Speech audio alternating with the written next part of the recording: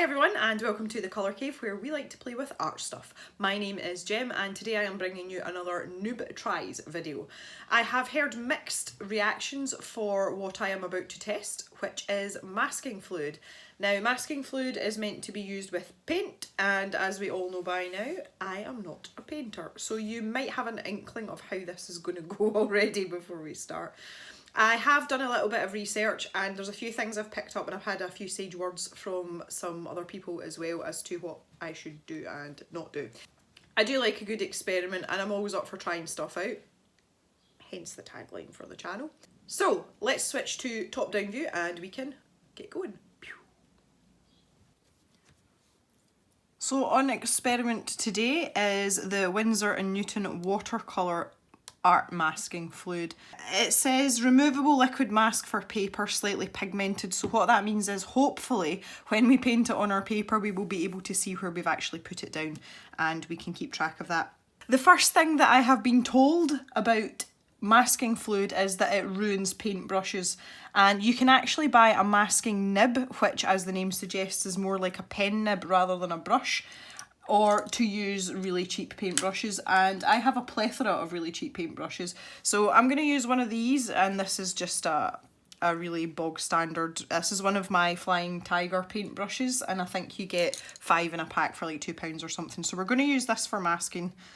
For dipping in the masking fluid and putting on our paper. The other thing that I've been told as well is that masking fluid doesn't favour cheap paper, and sometimes once it's dry and you go to peel it off, it actually lifts the paper and tears up the paper. So before we actually start trying to do anything with it, I just wanted to do an experiment. Now you guys know how much I love my experiments.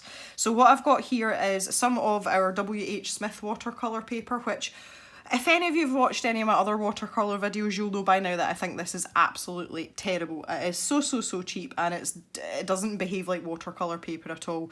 So I thought that would be a really good one to try for budget paper. And I also have high quality Arche cold pressed paper as well, which is pretty expensive stuff. So I just wanted to try it on these first. So what I'm going to do is I'm going to mask off these, you can't call that a circle. I'm going to mask these off and then paint over the top of them.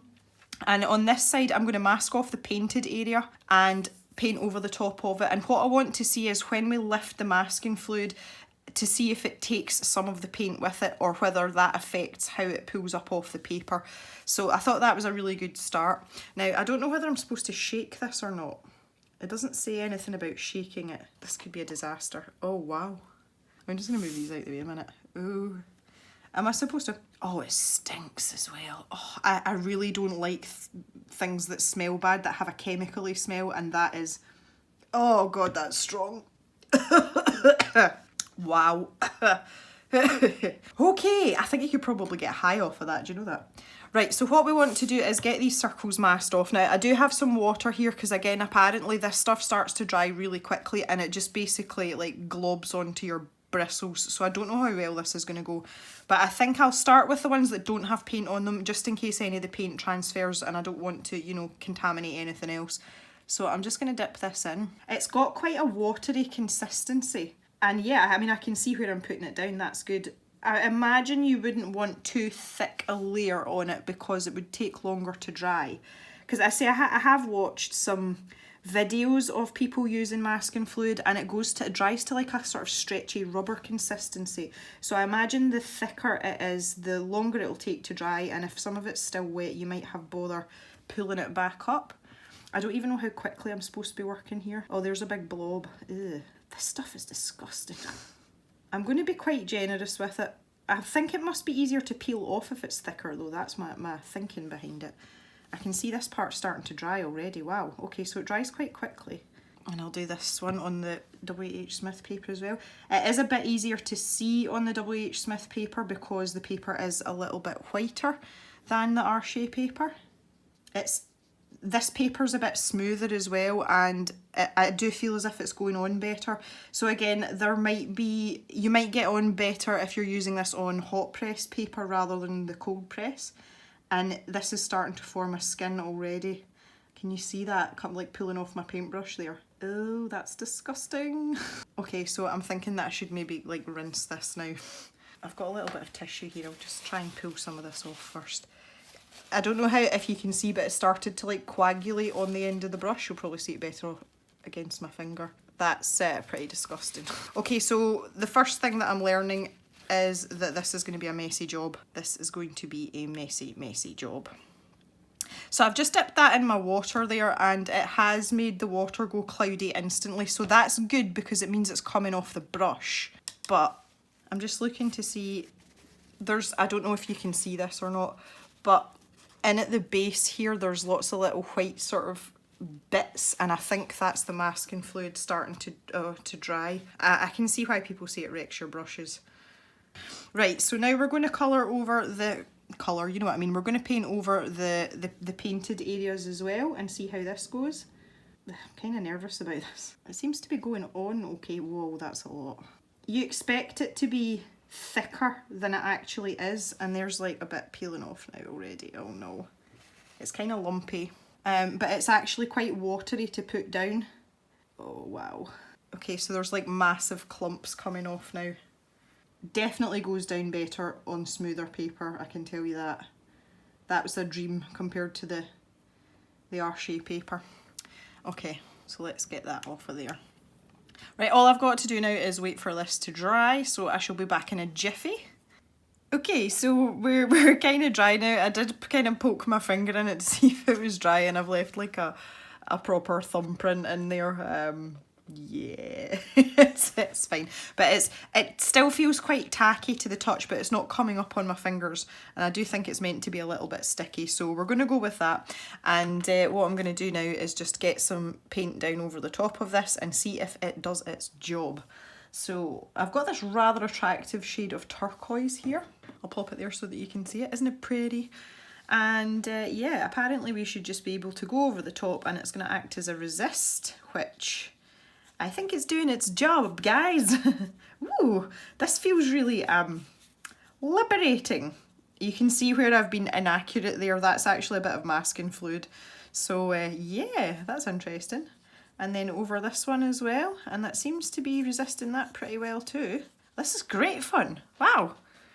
Oh, yeah, I like this. Oh goodness me. So over here, just to make things fun, because we like colourful things and we like fun, I'm going to use this purpley colour that I've got here as well. This is actually reconstituted. I don't know if that's the right word for watercolour, but when I say reconstituted, I mean I left it in the palette and it dried out, and I revived it with water, and it seems to be absolutely fine. I assume you could do that with watercolour because obviously it's water soluble. Oh. Now I'm a bit sceptical about this WH Smith paper because it doesn't take paint very well at the best of times. Can you see here all these areas where I started calling them bald patches? Even though I've gone over them with my brush, with my paint, there just seems to be areas of this paper where the paint just doesn't want to stick to it. So I don't know what that's all about, but it seems to be quite happy to not pester the masking fluid to try and get underneath, so that's good. And now all I have to do is wait for this to dry again, and we can start to peel off and see if we are going to get anywhere. Okay, this one is dry. The WH Smith, that's the budget paper, is nearly dry. I've just got this splodge here that I'm waiting on. So yeah, here we go. Now apparently you can take this off with an eraser, or if you rub it gently with your finger, it should come off. It's not, oh there we go. Oh, it's starting. I'm going to zoom right in for this. This is, I find this really satisfying. I was one of those kids when I was at school. I used to put the school glue, the PVA glue, in my fingers and let it dry just so I could peel it off. So I'm hoping that this is... Now it's, I've picked up some of the paint off the top of this. So I think it might be an idea to try and wipe this down, because I have actually muddied it underneath. So maybe I'm better rubbing as much of this off as I can. And it is coming off. I never even thought of that. Man, this is a really messy business. I'm not really sure how keen I am on this. There we go. It is peeling off quite easily, and it doesn't seem to have damaged the paper underneath at all. Oh, there we go, look. Oh, that's so satisfying. Wow. Ta-da! Okay, yes, this is a win. Now let's see about the one that's got the paint underneath it. I'm just going to give that a rub to make sure as little of the paint. I could probably start at the edge with my nail. I do have quite long nails just now. Okay. This it is lifting the paint. That is a lot lighter than what I had painted on. However, it's not a disaster. If you do that, I would say if you paint it a little bit darker than you want it, then you'll be able to do that. It is a little bit uneven. It seems to have pulled off more in some places and others. You can see it's a little bit darker around here, but overall I'm quite impressed with that actually. I wasn't expecting this to go nearly as well as it has. So yeah, right, let's try over here now. I can see there's a big wet blob of paint here, so I'm just going to try and dab some of this off. Again, for the same reasons. Just give it a dab. Okay, here we go. Oh. Okay, this is coming off way easier, and again I'm assuming this is because it is much smoother paper, and it doesn't seem to, oh yeah, it's tearing up the paper a little bit. You can see it in the middle here. I'll hold it up once I'm finished. It is pulling the paper, really is pulling the paper up. Look at that. Oh no. Oh, that started off so well as well. Yeah, it's pulled the paper. If I hold it up really close, you can see it's damaged the paper. So let's try with the part that has been painted. Oh wow, right, okay. And I'm just rolling my finger, I'm not actually pulling or anything. But there you go, that is, okay. So the short answer is, if you're using cheap watercolour paper, then masking fluid isn't really advisable. Higher quality paper, it's done a pretty good job, particularly on this surface. So let's move on and actually do something. Now that we know this is good information for us moving forward. So I'm just going to chuck these out the road. So what I have here is I have a bit of Strathmore 400 paper that I have already painted a wash on.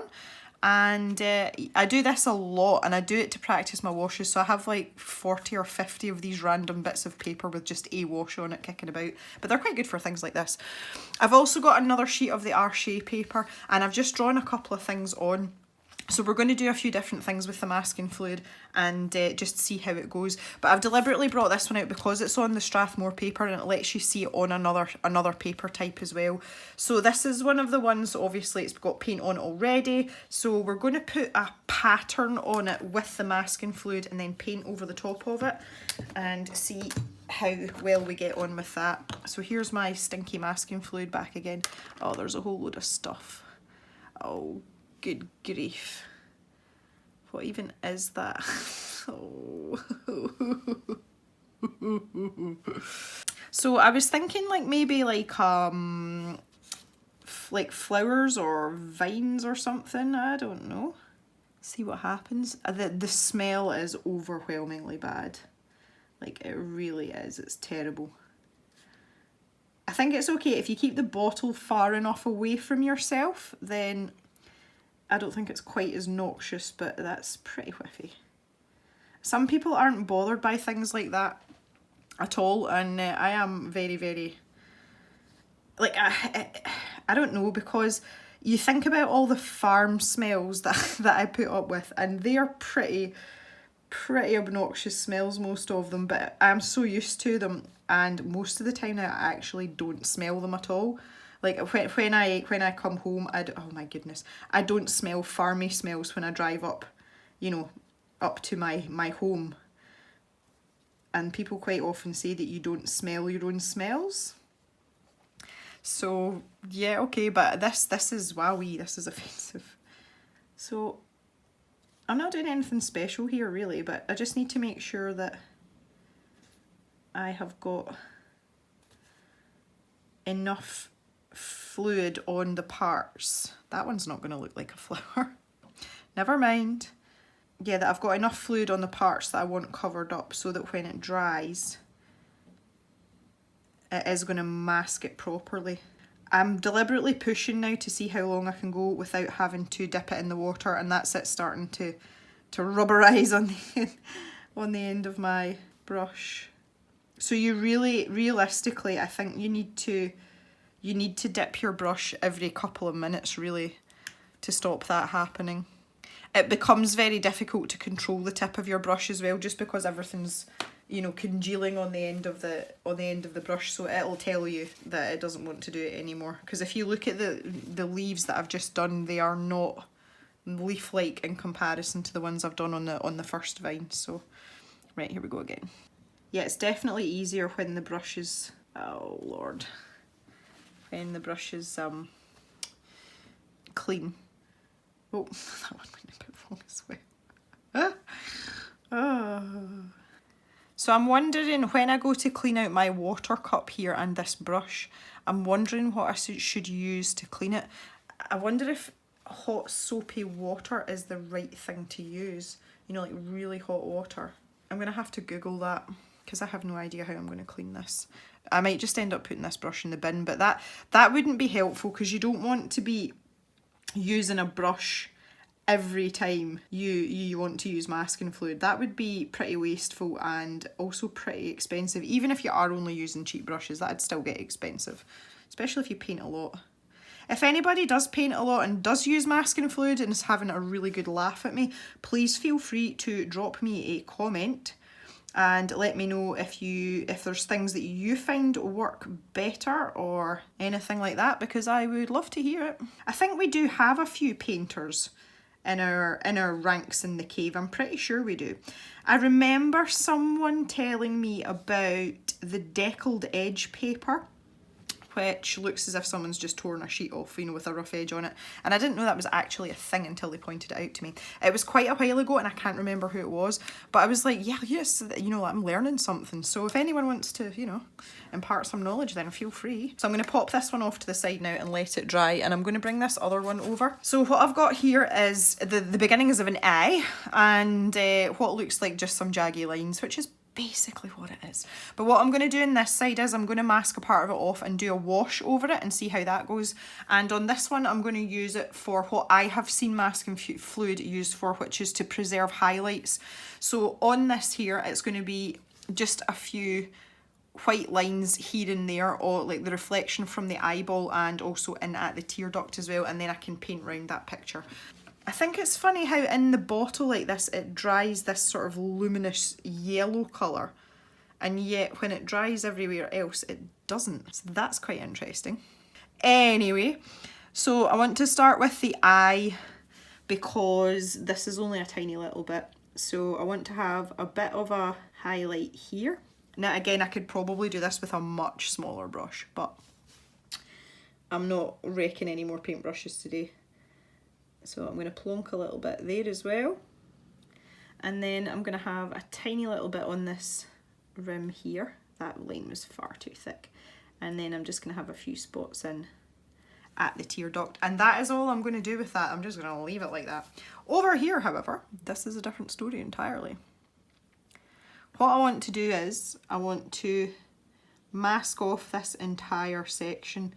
So I want to see how well we get on covering a larger area and then do a wash over the top of it. And I'm going to do the wash over the top and the bottom.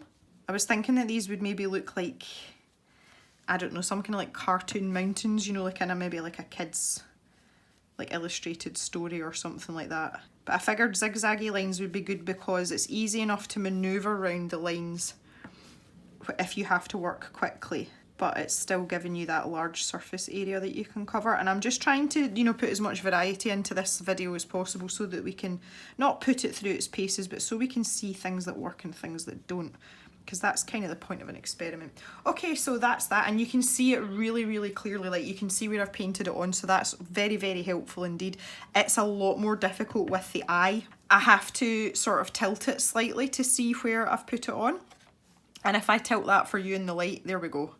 You should be able to see it on the eyeball just very, very slightly. So again, I'm just going to pop that to the side and let it dry. And over here, I'm always kind of a bit scared. This still looks wet here, but I think we're going to be okay. I'm really attached to this. This is a Winsor & Newton Cotman and it's a number 8 round. A number 6 and a number 8 round seems to be a brush that I can multitask with. You know, I can use it for quite a lot of things and I don't need to keep changing brushes. So I decided that rather than I'm very attached to the cheap one of these. This was the original one. This is one of the first paintbrushes I bought, and I still really like it, but I thought I would buy myself a good version. So I think I'm going to buy the number 6 and the Cotman brushes as well. They are student grade brushes, so they're not super duper expensive, but the thing I notice most about them over budget brushes is that they hold a lot more paint. You know, you can go for a lot longer with them. So I'm going back to this purple colour, and I think I'm going to make it just a little bit darker again, and then I can just go over the top of this entire piece. Now I've tried to load this up with as much paint as possible because I didn't want to have to keep going back and forth. I should maybe have taped this down, but I'm going to look dangerously. So you can see that the masking fluid is resisting this quite well. It's a bit like, I don't know if any of you ever did it with wax crayons when you were a kid. You know, maybe you did that in school, you did a picture and you put something down with the wax crayon and then painted over the top of it. I used to love doing stuff like that at school. I mean, that must have been really small when I was doing that. It's quite a long time ago. So I'm not really bothered about, you know, what this layer of paint is doing, you know, the one that I'm putting on. I'm not really caring whether it's even or smooth or whatever, because I'm not interested in that. I'm interested in what's going to happen when I take the masking fluid off. So I think if I was going to do a pattern like this, I would probably use like a big flat brush, like a wide brush, and just do a couple of swoops over it. And, you know, so that it would be nice and flat and even. But I say this is just really for the purposes of figuring out what this masking fluid's going to do. Okay, so let's let that dry. There's a lot of waiting about with watercolour. That's something that I don't really like about it, but you know, it's still fun though. Right, so let's go back over here and see if... I'm really scared to touch this. It's still a little bit tacky, it's not bad. This side's good. So I just want to put the base colour down just now. There's going to be quite a few layers involved in this, so I might as well make a start.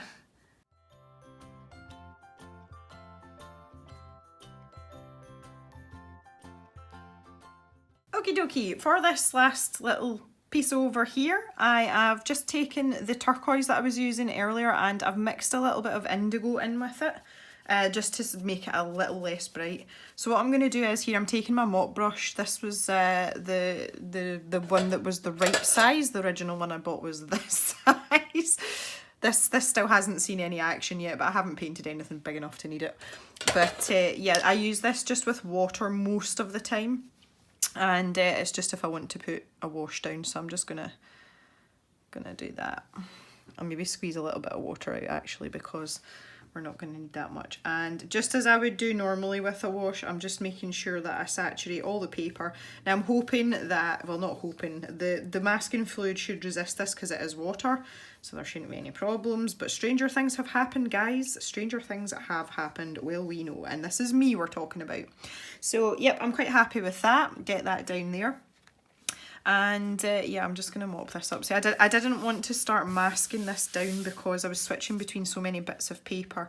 So yeah, just yeah, right? Okay, Okay, now, bear with me. I just find it easier to do this. I want the darkest part at the bottom of the picture, but I find it easier to start at the top. And that's not picked up nearly enough paint. And work my way down.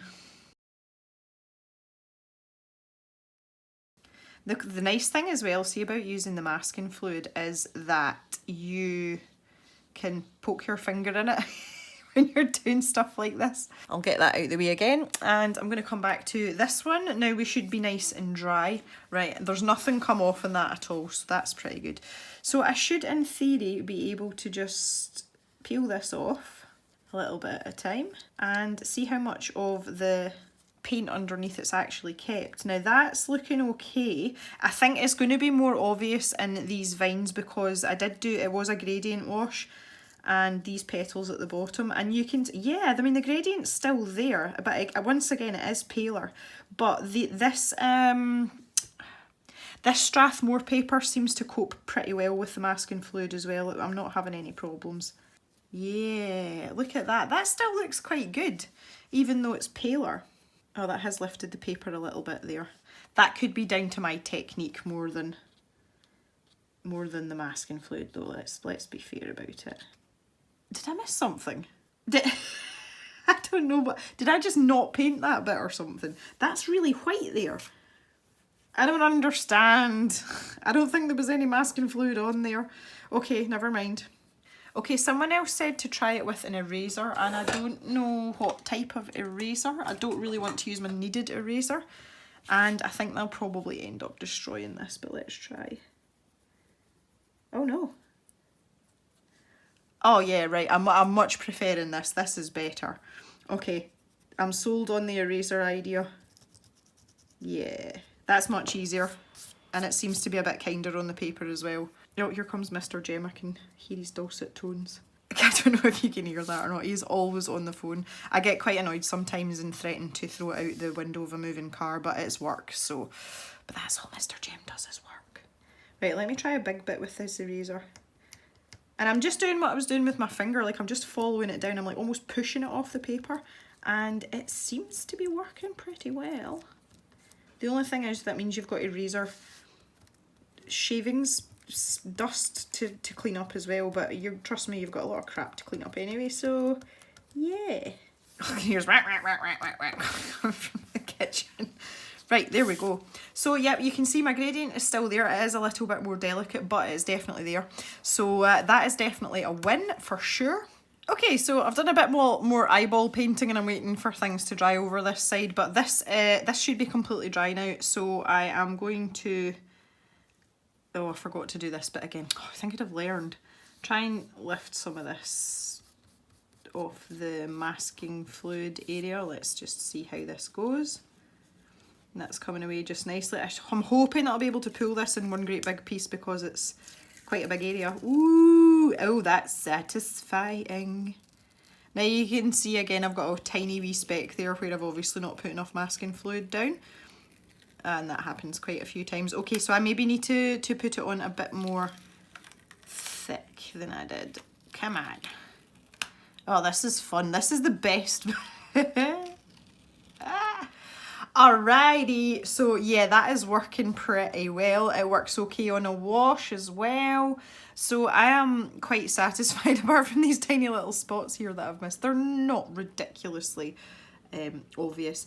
Now I just... I'm not sure that this is dry entirely, but yeah, we'll go for it anyway. And I'm going to try and pull this off. Now, the reason that I'm doing it this way is I will put the top eyelashes on, but obviously they won't be hit by the highlight, so I need to take the highlight off first and then put the eyelashes in. And this doesn't want to seem to come off at all. Oh, there we go. Oh, this is a very delicate process. Okay, so there is one, and that is pretty shiny white as well. I'm quite impressed with that. And let's see if we can get the eyeball one off. The pupil. There we go. But that looks as if I've gone in with a white Posca pen or like white gouache. So I've got these ones here. I actually struggle to see these ones. Right, these ones haven't done much because I haven't painted in at the eye. But you can see there it's taken away from a little bit of the pupil, which just kind of looks weird now, but yeah, I'll fix that, I'll do something. And lastly, in the tear duct. Okay, there you go. So it is really good for preserving highlights. If I just zoom back out a bit now, you can see how that's sort of stood up to it. Okay guys, so I don't know about you, but I've learned something today for sure, and I've had quite a lot of fun as well. It seems to be that masking fluid is something that can be quite effective. It is quite messy, but painting in general is messy, so that's okay. But it has some real applications that you will be able to use, whether it's doing something fun like this or doing something a little bit more serious. It's definitely a tool that I will use again. I'm going to go and finish some eyelashes now, so thank you very much for watching, everyone. I welcome comments as always. You know, you guys, that I like reading your comments, so I look forward to that. And we shall see you in the next video. Have a good day, everyone. Bye for now.